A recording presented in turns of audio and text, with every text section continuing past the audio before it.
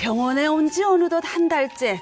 오늘도 우리 아들은 저를 보러 왔습니다. 사람들은 그런 우리 아들에게 손가락질을 하지만요. 저는 우리 아들에게 늘 미안한 마음뿐입니다. 아이고 취한다 취해. 아이고 엄마 오늘 저기 누가 뭐 주고 간 거 없어? 아이고 하다못해 저 음료수라도 뭐 없어? 아 나 진짜 목말라 나. 우리 아들 목마르구나. 음료는 없는데 술도 없다. 이제 술 먹고 왔네. 술 땡기겠지만 술도 없다. 물 마실래? 아 나 참 노인네 답답하네 진짜. 아이고. 아니 병원에서 맨날 신섭노름하면서 그것도 하나 못 챙겼어? 아니 내가 밖에서 진짜 얼마나 힘들게 일하는 줄 몰라? 어? 왜 그래? 미안하다. 다음에 이 애미가 꼭 챙길게. 우리 아들은 사는 것도 팍팍한데 저도 아프니까 속상해서 가끔 화풀이하는 것뿐이에요. 절대 나쁜 아이 아닙니다. 저 박수림 환자분 아드님이시죠? 아 예 왜요? 아니 대체 언제까지 환자분을 응급실에 방치할 겁니까? 웬일이야? 아니 그러게 내가 그 입원시켜달라고 했잖아요. 치료가 끝났는데 무슨 입원을 합니까? 그리고 밀린 진료비하고 약값하고 이거 어떻게 하실 거예요? 돈? 야, 난 돈 없어. 난 배째 그냥. 난 할 만큼 했어. 아니 그러면 어떡해. 퇴원을 시키든가요.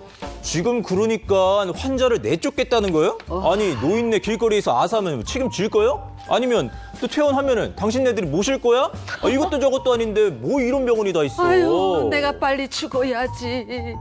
차라리 하루라도 빨리 눈을 감으면 이런 민폐는 안 끼칠 텐데 하루하루 사는 게 참 가시방석 위에 앉아 있는 것 같습니다.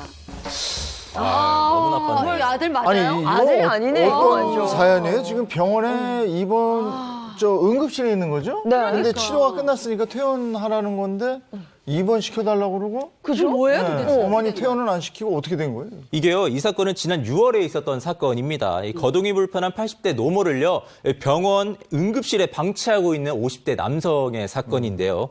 아들은 이 퇴원을 권유하는 의료진의 말을 무시하고요, 이 수시로 병원에 찾아와서 이 어머니에게 차마 입에 담지 못할 폭언을 퍼붓고 이를 말리는 의료진에게 행패를 부렸다고 합니다. 사연을 꽁투로 만들 때 저희가 좀 재밌게 과장을 하거든요. 오늘 굉장히 순화시킨 거였어요. 실제 아들이 병원 찾아와서 노모가 누워있는 침대 막 발길질하고 폭언하고 그것도 경찰 앞에서 그랬대요. 예, 연행에 가려고 그러면 더 과격하게 난동 피우고 에이, 이거 아들도 아니고 사람도 아니죠. 참 말로 표현할 수 없는 그런 폭언을 했다고 합니다. 어머니 심정이 어떠셨을까요? 어머니 지금 괜찮으시대요? 어떠세요? 사실 어머니가 요양원에 계셨다가 이제 호흡곤란으로 이제 병원에 응급실에 이제 가시게 됐는데 치료가 다 끝났음에도 불구하고 아들이 계속해서 이제 그 퇴원을 거부하는 겁니다. 근데 문제는 뭐냐면 이 응급실에 계속 계시면 거기서 식사가 제공이 안 된다는 거예요. 네. 식사비도 아들이 안 주고. 근데 의료진이 마음이 따뜻했던 것 같아요. 본인들의 사비로 이 어머니에게 식사를 제공하고 있다. 어떡해. 진짜 아들이 이러면 안 되죠. 아니 왜 이렇게 방치하는 거죠? 그게 명확히 밝혀지진 않았는데요. 경찰이 이제 아들한테 물었습니다. 도대체 왜 이렇게 방치하고 있냐? 그랬더니 지금 병원에서 입원을 거부하고 있기 때문에 어머니를 모셔갈 수 없다. 그리고 내가 이렇게 난동을 부린 이유는 환자의 권리를 찾기 위해서다. 이렇게 알 수 없는 얘기를 한 겁니다.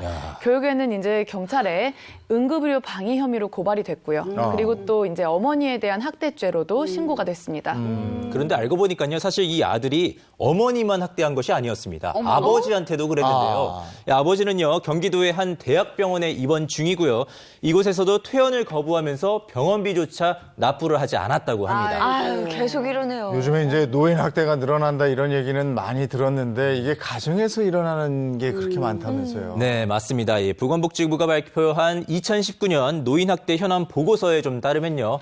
이 노인학대의 대부분은 가정에서 발생을 하고요. 아들이 31%, 배우자가 30%로 이 노인학대의 많은 비중을 차지를 했습니다. 이어서 의료인 및 노인복지시설 종사자, 딸, 타인 순으로 조사가 됐습니다.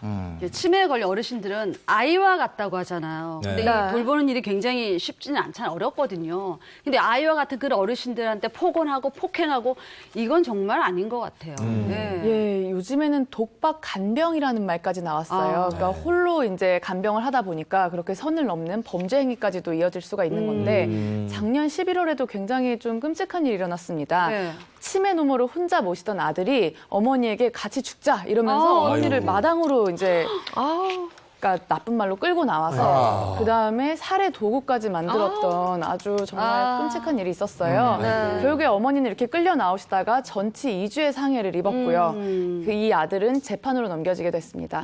처벌은 받았나요? 예, 물론입니다. 그런데 징역 1년에 집행유예 2년이 선고됐습니다. 그리고 보호관찰도 같이 명해졌는데요. 재판부에서 결국에는 어머니의 그런 선처 호소와 그리고 이게 어머니를 혼자 모시다 보니까 우발적으로 이런 범행을 저지르게 됐다라는 점을 참작을 했습니다. 예, 아픈 가족을 돌보는 간병 10명 중에 무려 3명이 간병의 어려움 때문에 이렇게 극단적인 생각을 했다고 해요.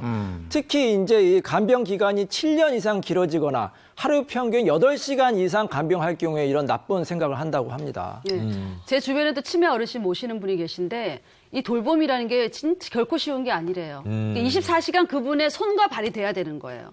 잠도 못 주무시죠. 건강 해치죠. 그러니까 정신적으로 우울증이 와서 극단적인 생각하시는 분들도 계시다고요. 네, 그러니까 가족 간병인들도 뭔가 숨을 돌릴 그렇죠. 그런 공간이나 시간이 반드시 필요하다는 뜻이긴 한데 아이고. 그럼 뭐 돌봄 서비스 이런 거 있지 않아요? 이 노인 돌봄 업체는 대부분 민간에서 지원을 합니다. 네. 이 치매같이 돌봄이 좀 어려운 환자는 사실 꺼리고 있다고 하는데요. 네. 이 겨우 돌봄을 해주는 센터를 만난다고 해도요. 이 사실 이 공적 돌봄 시간이 3시간입니다. 근데 이 3시간을 넘기게 되면 추가 비용을 내야 돼요. 그러니까 이 추가 비용을 낼 돈이 없으신 분들은 이걸 하지 못하시고 있는 실정입니다. 꼼짝 못하는 어르신들 그 간병 맡기면요. 네. 그게 한 달에 비용이 맞아.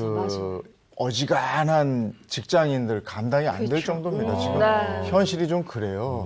근데 그럼에도 불구하고 내가 간병할 시간도 없고 잘 못하겠으니까 전문 간병인이나 아니면 요양하는 기관에 맡기거든요. 맞아요. 그리고 이제 돈을 벌어서 그 돈을 대는 건데 이건 안전하겠죠. 예, 그래야 하는데 그렇지 못한 사례도 있습니다. 간병인이라서 믿고 맡겼는데 이제 그 치매 할머니가 네. 이 간병인에게 5천만 원을 빼앗겼다가 이 사실조차도 가족들이 몰랐던 사례가 있었습니다. 5천만 원. 이 할머니는 간병인이 자기 딸을 대신해서 이렇게 돌봐주니까 너무 네. 고마워서 장 볼 때라도 쓰라 이러면서 통장하고 인감 도장을 맡겼어요.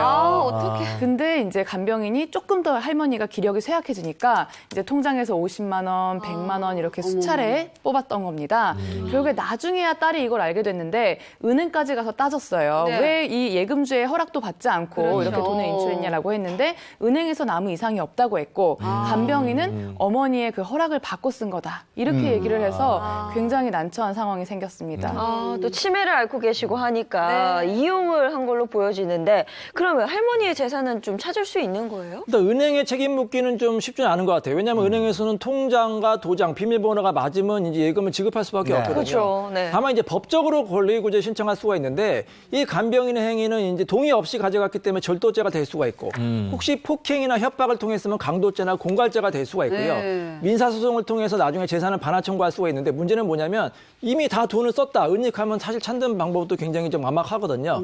그래서 제가 사건 사고를 예방할 수 있는 좋은 제도를 알려드릴 텐데 그게 뭐냐면 바로 성년 후견인 제도입니다. 이게 얼마 전에 생긴 제도인데 이런 치매 어르신이라든지 이런 분들을 위해서 법원에서 재산을 안전하게 맡길 수 있는 대리인, 성년 후견인을 선정해줘요. 그럼 성년 후견인이 이 재산도 관리하고 또 신상도 보호하니까 믿을 만한 제도니까 꼭 참고하시기 바랍니다. 네, 이 전문기관은 좀 나을까 싶지만은 사실 상황은 전혀 그렇지 않은 실정이라고 합니다. 얼마 전에 서울의 돌봄센터 센터장이요, 이 치매 노인의 뺨을 때리고 창문으로 팔을 누르는 사진이 한 시민의 촬영 영상으로 공개가 돼서 정말 공분을 불러일으키기도 했습니다. 이 당시 할머니는요, 차문에 팔이 물려서요, 고통스러운 듯 자리에 주저앉았지만 이 원장은 그대로 가버리고 할머니는 기어서 그 원장을 쫓아갔었다고 합니다. 저도 그 영상 봤어요. 너무 화나더라고요. 이 센터장은 학대 혐의를 부인하고 있다면서요. 아우, 저도 이게 굉장히 마음이 아픈 영상이었는데 지금 센터장 입장에서는 할머니가 공격적인 반응을 보였기 때문에 그것에 대응한 것뿐이지 학대를 한 게 아니다라고 주장을 하고 있습니다. 그런데 서울시 북부 노인 전문센터에서는 경찰 등의 이제 자문 결과를 받아서 노인 학대 혐의로 고발을 했습니다. 아니 근데 내가 저 부모님을 모시지 못해서 저렇게 요양기관에 믿고 맡겼는데 저런 일이 벌어지면 얼마나 그 저 자식된 그럼요. 도리로 속이 아프겠습니까? 이런 처벌은 어떻게 돼요? 이런 경우에? 근데 이 사건 같은 경우에는 그 할머니, 남편이, 할아버지가 처벌을 원하지 않는다고 해요. 왜냐하면은 막상 처벌을 하면 이 할머니를 맡길 데가 없는 겁니다. 그래서 이 돌봄이 절실하면 절실할수록 이제 이 가족들이 약자가 될 수밖에 없는 거죠. 정말로 안타까운 현실입니다.